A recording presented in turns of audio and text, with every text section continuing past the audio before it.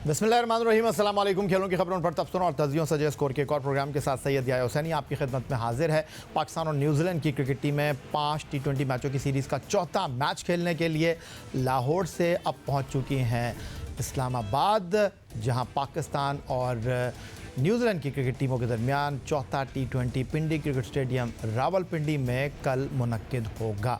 उधर दूसरी तरफ पाकिस्तान क्रिकेट टीम के साबिक कोच, नए डायरेक्टर क्रिकेट मिक्की आर्थर पहुंच चुके हैं इस्लामाबाद, जहां पाकिस्तान टीम के खिलाड़ियों से उन्होंने पहली मुलाकात की है। खिलाड़ियों का हौसला बढ़ाया है। जो तस्वीर आई हैं, खिलाड़ी और मिक्की आर्थर के दरमियान खुशगवार अंदाज में गुफ्तगू हुई है। उधर पाकिस्तान और न्यूजीलैंड के दरमियान कद्दाफी स्टेडियम लाहौर में खेले जाने वाले तीसरे T20 मैच में जहां पाकिस्तान को दिलचस्प और सनसनीखेज मुकाबले के बाद 4 रन से नाकामी का सामना करना पड़ा था, उस मैच में पाकिस्तान बैटिंग के हीरो इफ्तिखार अहमद, जिन्होंने 24 गेंदों पर शानदार 60 रन स्कोर किए थे, उन्होंने पाकिस्तान टीम को मैच में कामयाबी न दिलवाने पर आवाम से माफ़ी मांग ली है और अपने बैटिंग ऑर्डर में तनज़्ज़ुली को उन्होंने टीम की हिकमत अमली करार दिया है। और इफ्तिखार अहमद का कहना यह है कि जब वो बैटिंग करने के लिए मैदान में गए, उस वक्त उनका सिर्फ एक ही हदफ था कि बाउंड्री लगाएं। ये थे जनाब पाकिस्तान के मुस्तनद middle order batsman allrounder Iftikhar Ahmed, जिन्होंने न्यूजीलैंड के ख़िलाफ़ तीसरे T20 मैच में शानदार नेफ सेंचुरी स्कोर की। और एक मरहले पर ऐसा लग रहा था जब इफ्तिखार फ़हीम अशरफ के साथ बैटिंग कर रहे थे कि पाकिस्तान जीत जाएगा, लेकिन दोनों के आउट होते ही न्यूजीलैंड की टीम मैच में वापस आ गई और उन्होंने 4 रन से कामयाबी हासिल की, सीरीज़ को 2-1 कर दिया है। पाकिस्तान और न्यूजीलैंड के दरमियान दूसरे T20 मैच के बाद पाकिस्तान क्रिकेट टीम के विकेट कीपर मोहम्मद रिजवान ने जियो न्यूज़ से गुफ्तगू की और उनका कहना यह था कि दूसरे T20 मैच में जब वो आउट होकर ड्रेसिंग रूम पहुंचे तो तब उनको पता चला कि 1 रन की कमी की वजह से बाबर और उनके दरमियान एक और सेंचुरी पार्टनरशिप नहीं हो सकी और बाद में उन्होंने सोचा कि 1 रन और बन जाता तो एक और सेंचुरी पार्टनरशिप हो जाती। अपने और बाबर आजम के दरमियान जो कॉम्बिनेशन है, जिसमें वो मुसलसल परफॉर्मेंस दे रहे हैं, रन्स कर रहे हैं, मोहम्मद रिजवान का कहना यह था कि दोनों की केमिस्ट्री अच्छी है और दोनों की कोशिश यही होती है कि ज़्यादा से ज़्यादा विकेट पर वक्त गुजारा जाए, ज़्यादा से ज़्यादा रन्स किए जाएँ। Test wicket keeper Mohammad Rizwan इस T20 सीरीज़ में पाकिस्तान टीम के अच्छे खेल के हवाले से खासे पुरुमीद है और अपनी परफॉर्मेंस और बाबर आजम के साथ अपनी शराकत दारी पर तफसील से गुफ्तगू कर रहे हैं। प्रोग्राम के इस दूसरे हिस्से में हमारे साथ मौजूद हैं पाकिस्तान सुपर लीग की सबसे मुतहर्रिक फ्रेंचाइज लाहौर कलंदर के chief executive officer Atif Rana साहब। खुशामदीद कहेंगे आतिफ आपको। आप PSL में लाहौर कलंदर के मुसलसल 2 साल चैम्पियन बनने और प्लेयर डेवलपमेंट प्रोग्राम के कामयाब इनेकाद पर खासे खुश तो हैं ये और इसका सेहरा आपकी टीम को जाता भी है, लेकिन आपने क्रिकेट के बाद हॉकी के मैदान में भी क़दम रखा और वहाँ भी प्लेयर डेवलपमेंट प्रोग्राम का आगाज़ कर दिया था, जिसके लिए कराची और लाहौर में ट्रायल्स भी हुए, टीमें भी मुंतखब हुई, लेकिन फिर ये कलंदर हॉकी लीग मुलतवी कर दी गई, इसकी वजह? जी थैंक यू वेरी मच जाया भाई अपने प्रोग्राम में बुलाने का। और देखिए जहाँ तक बात है हॉकी की, आपको पता है 2-2.5 साल से हम हैदर के साथ काम कर रहे थे कराची हॉकी एसोसिएशन के साथ, और उनकी टीम पहली दफ़ा 30 साल के बाद first chief of army staff जो टूर्नामेंट हुआ था लास्ट ईयर उसके फाइनल में पहुंची।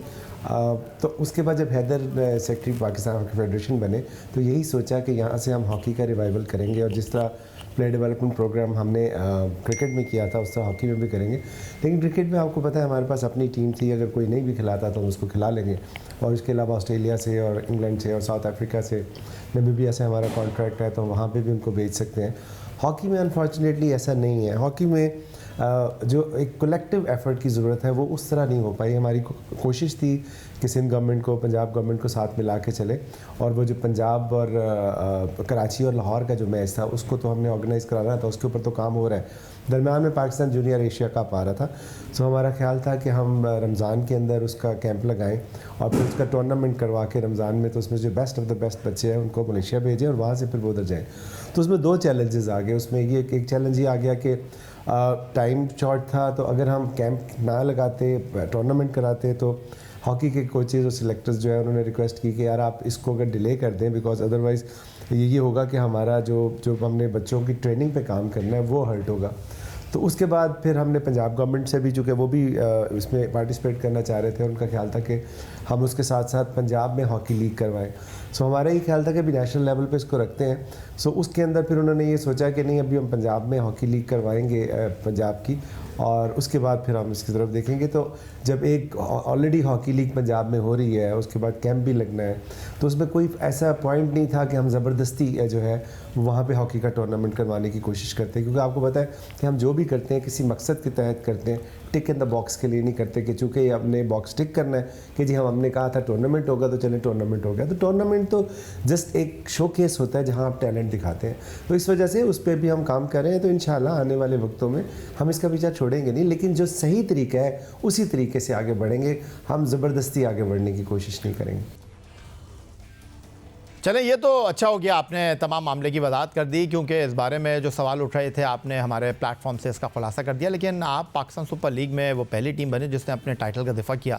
अब सीज़न 8 2023 की ट्रॉफ़ी आपके पास है, लेकिन अगर मैं गलती नहीं कर रहा तो सीज़न 7 2022 में जब आपने ट्रॉफ़ी जीती तो गुज़िश्ता साल आपने अपने प्लेयर फ़खर जमान खान, शाहीन शाह अफरीदी और दीगर खिलाड़ियों के घर जाने का प्लान किया, गए भी। तो इस मरतबा कोई ख़ास वजह है कि अभी तक आपने ये सफ़र शुरू नहीं किया है या अभी करने वाले हैं?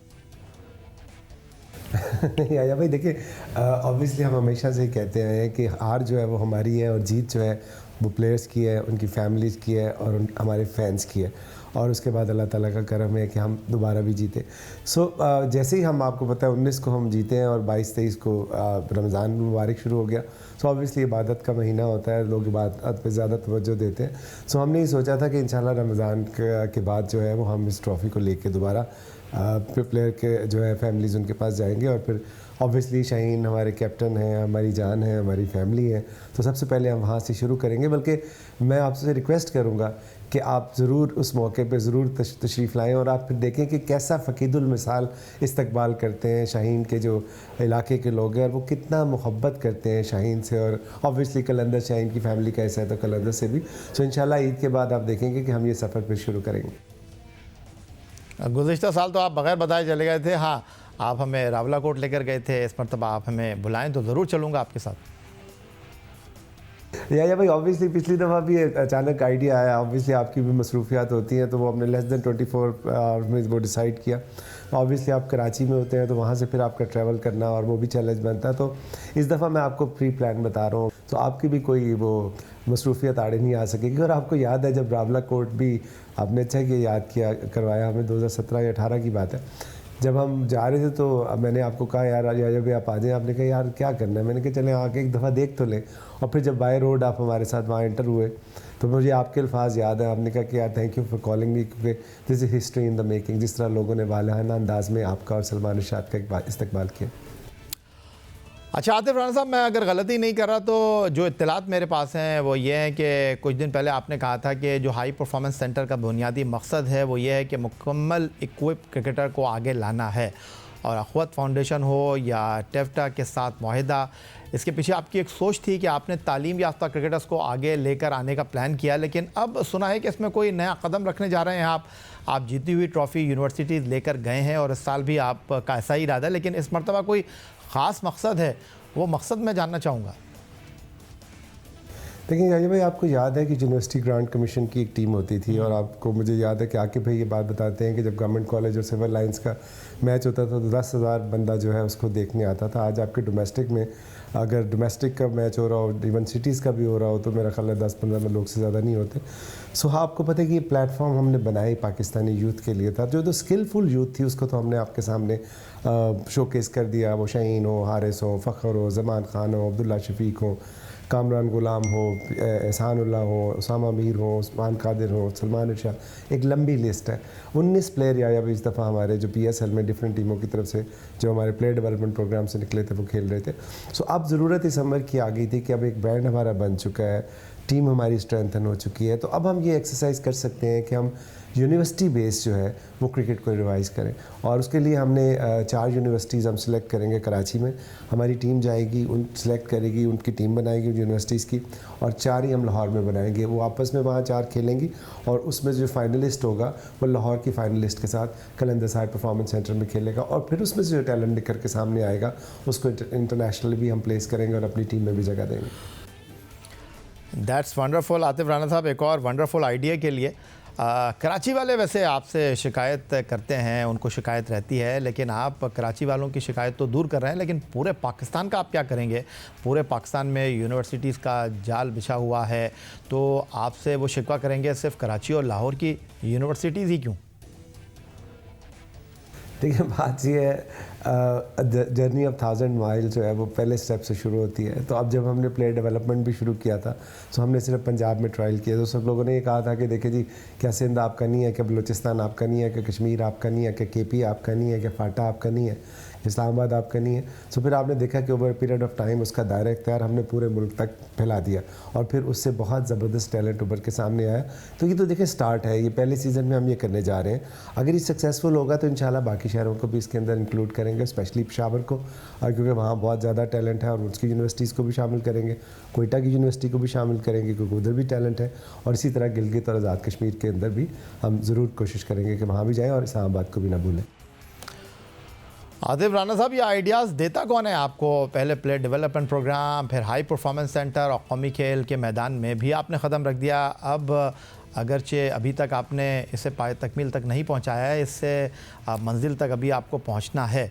अब आप यूनिवर्सिटीज़ के साथ मुंसलिक हो रहे हैं, तो यकीनन हमारे दरस व तदरीस के जो मैदान हैं वहाँ पर बेहतरीन क़स्म के ग्राउंड भी मौजूद हैं, लेकिन जो ये सोच लेकर आप जा रहे हैं, इससे तो उनमें खुशी की एक नई लहर दौड़ जाएगी।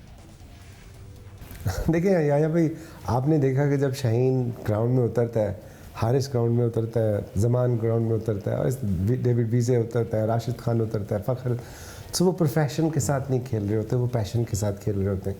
तो यही हाल मेरा भी है कि मैं जो काम करता हूँ पैशन से करता हूँ, दिल से करता हूँ, तो नहीं करता।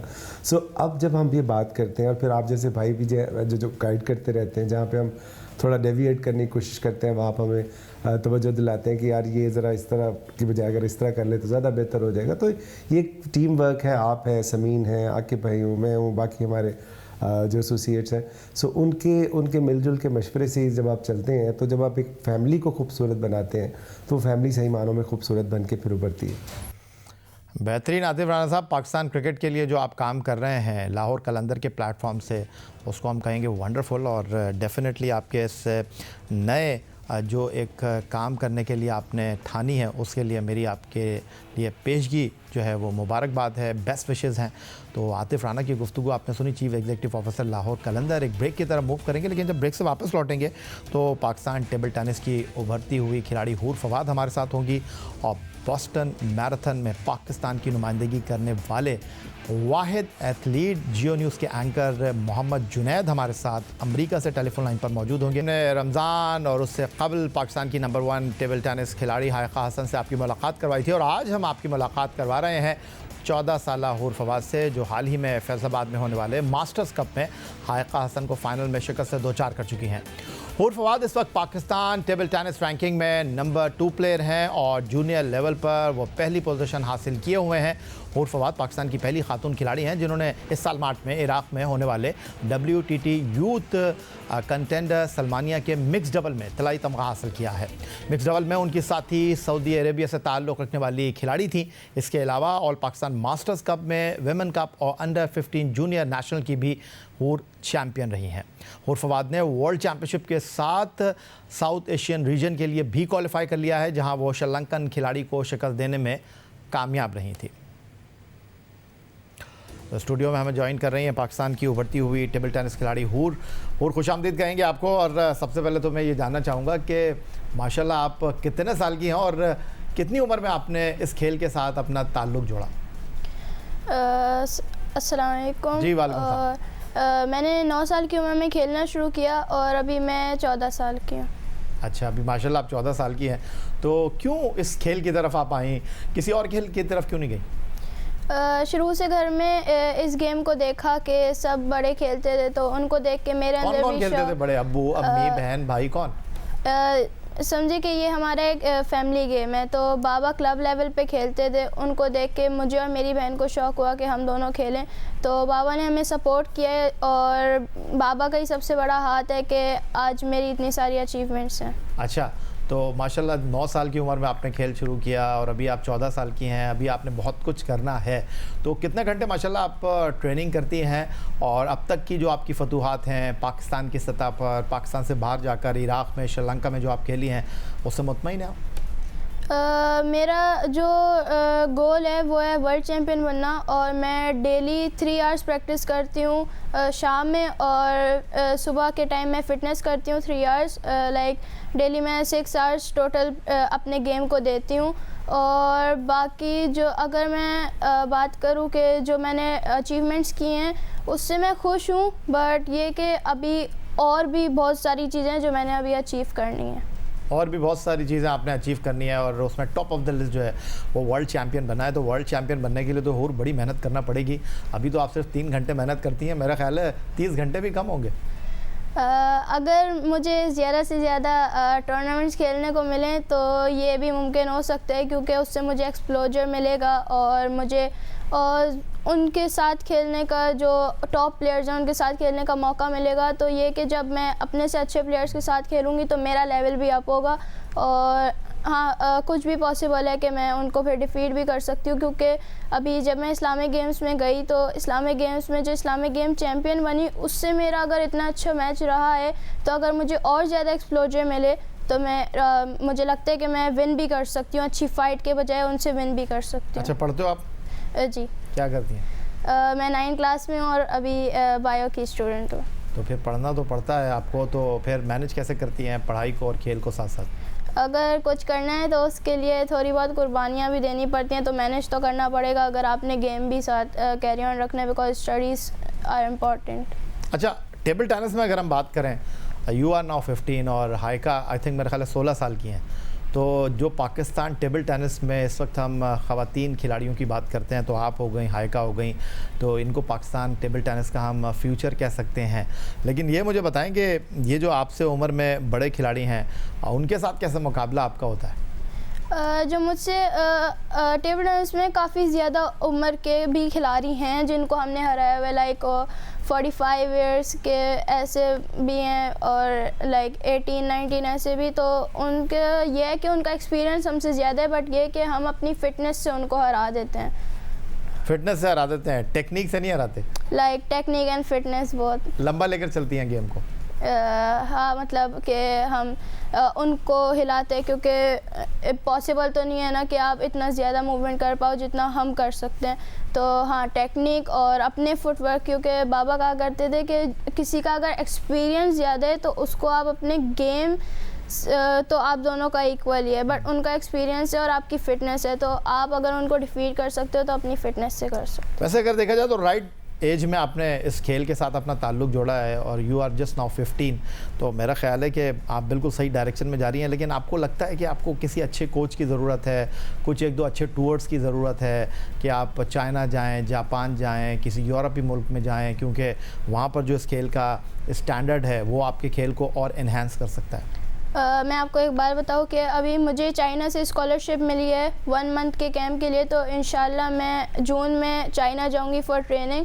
और 1-2 टूर्नामेंट इज़ नॉट इनफ। मैं समझती हूँ कि अगर मैं साल में 20 to 25 टूर्नामेंट्स खेलूँ तो वो मेरे लिए इनफ होगा कि मेरा जो गोल है वर्ल्ड चैम्पियन बनने का वो तब जाके मे भी पॉसिबल हो कि मैं अचीव कर पाऊँ, क्योंकि जितने ज़्यादा टूर्नामेंट्स होंगे उतनी ज़्यादा मेरी अच्छी रैंकिंग होगी और उतनी ज़्यादा मुझे अच्छी सीट भी मिल पाएगी और मेरा गेम लेवल भी ऊपर जाएगा। तो ये माशाल्लाह जो स्कॉलरशिप आपने मिली, आप ऐसी आ गई, मिठाई तो आप लेकर नहीं आई। तो मुझे ये बताइए कि ये जो स्कॉलरशिप मिली है ये आपने अप्लाई किया था या उन्होंने आपको चूज़ किया? मैंने अप्लाई किया, देन दे सेलेक्टेड मी और इंशाल्लाह मैं वहाँ जाऊँगी और ट्रेनिंग करके आऊँगी। और आई थिंक कि मैं जब वहाँ पे जाऊँगी तो मेरे से ऊपर के लेवल के प्लेयर्स होंगे, उनके साथ खेल के मुझे एक्सप्लोजर एक्सपीरियंस मिलेगा, तो that will be good for me कि मेरा गेम उससे मेरा लेवल अप होगा। एक्सेलेंट। लेकिन ये जो आप अपने सर्किट में बात कर रही हैं, आप अपनी सलाहियत को बेहतर करने के लिए 3 घंटे प्रैक्टिस करती हैं और डेफिनेटली डाइट के ऊपर भी आप काम करती होंगी, क्योंकि फ़िटनेस के बगैर तो खेल में आप कामयाबी हासिल कर नहीं सकते। लेकिन टेलीविज़न पर डेफिनेटली आप दूसरे मुल्कों के खिलाड़ियों को देखती हैं, तो क्या फ़र्क महसूस करती हैं पाकिस्तान टेबल टेनिस में और बैनुल-अक़वामी सतह पर?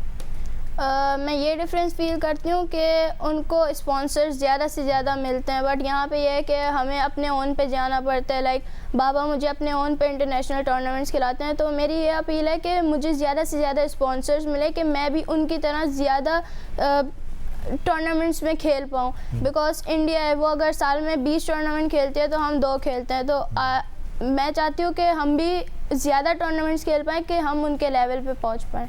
अच्छा, ये जो पाकिस्तान के former test captain Sarfaraz Ahmed हैं, अभी कुछ दिन पहले मैं देख रहा था कि आप उनके घर गई और उन्होंने आपके साथ एक वीडियो बनाई, उन्होंने आपको सपोर्ट किया, उन्होंने आपके लिए बेस्ट विशेस दी और उन्होंने कहा कि आप जैसे जो बच्चे हैं इनको स्पॉन्सर्स मिलने चाहिए ताकि आप बैनुल-अक़वामी सतह पर पाकिस्तान का नाम रोशन कर सकें।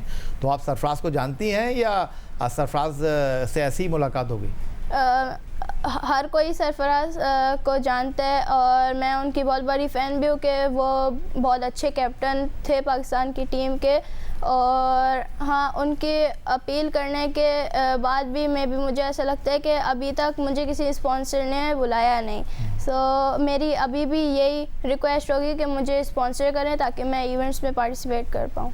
तो अभी व्हाट नेक्स्ट क्या है आपका? अभी क्या प्लान कर रही हैं? नेशनल चैंपियन तो अभी आप नहीं बनी, कितनी नेशनल चैंपियनशिप आप खेली हैं?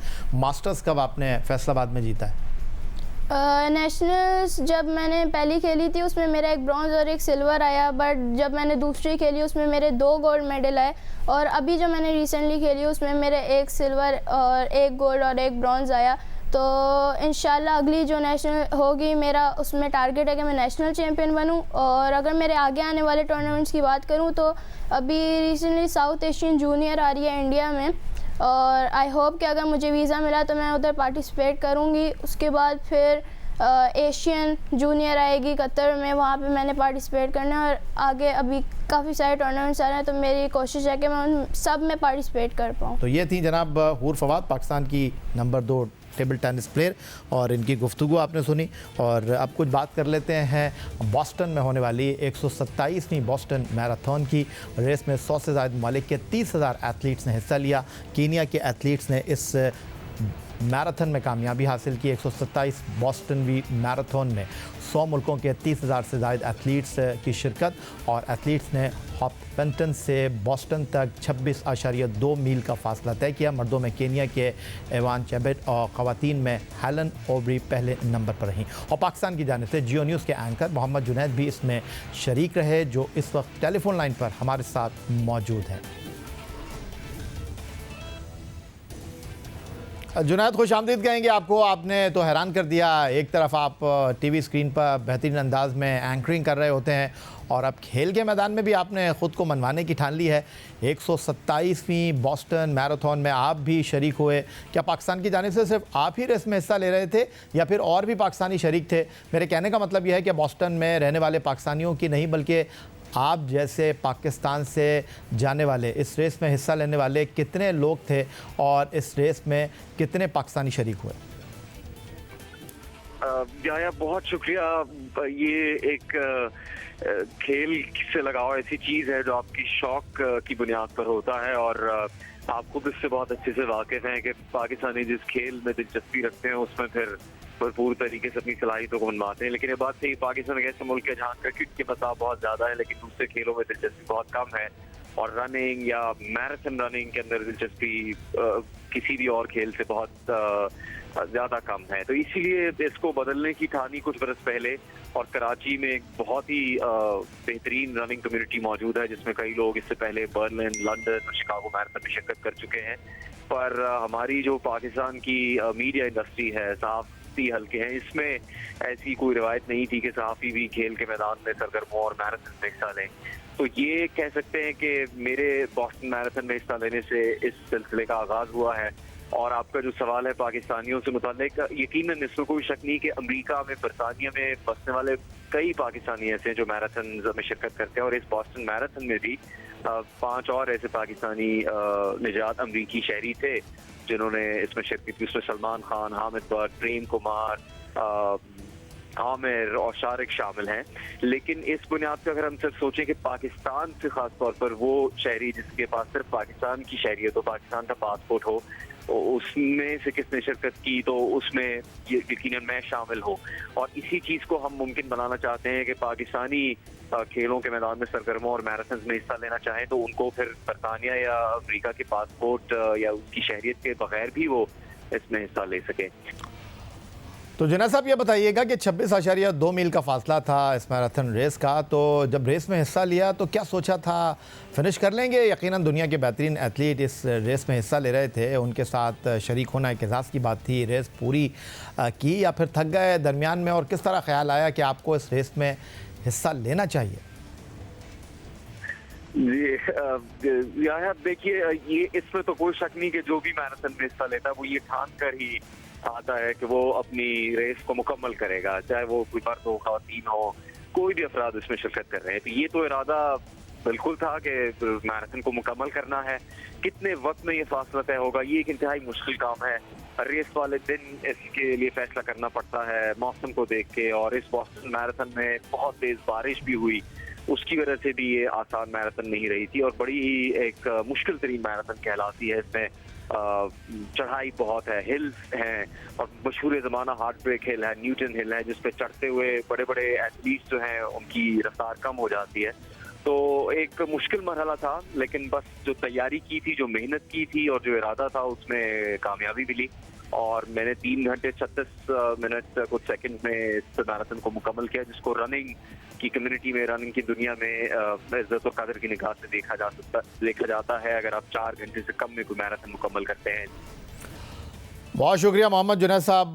बॉस्टन मैराथन में पाकिस्तान की जानिब से शिरकत करने वाले वाहिद एथलीट मोहम्मद जुनैद, जियो न्यूज़ के एंकर पर्सन। गुफ्तगू आप उनके सुन रहे थे और कह रहे थे ये सफ़र अभी शुरू हुआ है और इस सफ़र को मज़ीद आगे बढ़ाना है।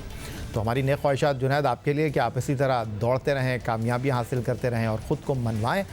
यही आज का हमारा ये प्रोग्राम था। ट्विटर पर आप मुझे फॉलो कर सकते हैं, आप हमें ईमेल कर सकते हैं, अपनी राय से आगाह कर सकते हैं। score@geo.tv पर इस दुआ से उम्मीद इस तवक्को के साथ कि पाकिस्तान में खेल और खिलाड़ी तरक्की करते रहें। सैयद याहिया हुसैनी को स्कोर की पूरी टीम के साथ अगले प्रोग्राम तक के लिए इजाज़त दीजिए। अल्लाह हाफ़िज़।